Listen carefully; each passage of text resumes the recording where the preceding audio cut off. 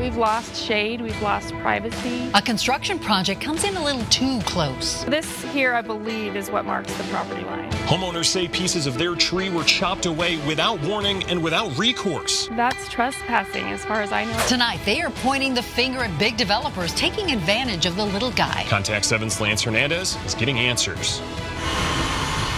And then I came out and took a look at it, and I was just shocked. Michelle Gabriel grew up in this neighborhood and has watched it change. It makes me sad that there's so much going on. This big evergreen in her front yard, a victim of that change. It's been mutilated. It was a beautiful tree. It's just so unsightly now. Gabriel was stunned to learn that someone cut numerous branches on the south side of this 65-foot tall tree.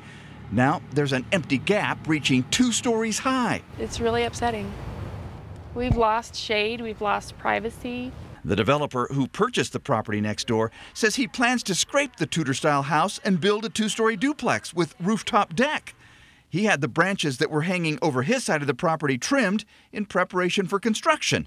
But attorneys say they're allowed to do that. The law is really quite clear, which is in order to trim branches, you've got to take a imaginary line, go straight up the property line, and you can cut them to your property line. Attorney Parker Semler says you can't cut beyond your property line. That would be improper and arguably constitute a trespass. The tree is obviously on our property. Miss Gabriel alleges that's exactly what happened. I want to be compensated for the damage that they've done to our tree, and they need to, take better care of their relationships with the neighbors. I was working when they were doing this. She says she wasn't notified the branches would be trimmed. Developer John Dilday says they tried to. He says they knocked on her door several times, but there was no answer.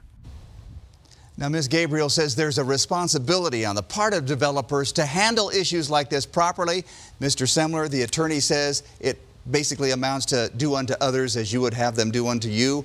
If you can't reach them by knocking, try something else. Yeah, neighborly would come in handy in a case like that, yes. Cutting all the way wherever you want. Thank you, Lance. Sure. Lance Hernandez, thank you. If you have something you want the Contact 7 team to investigate, give us a call or send us a text. The number right there on your screen. You can also send us an email at contact7@thedenverchannel.com.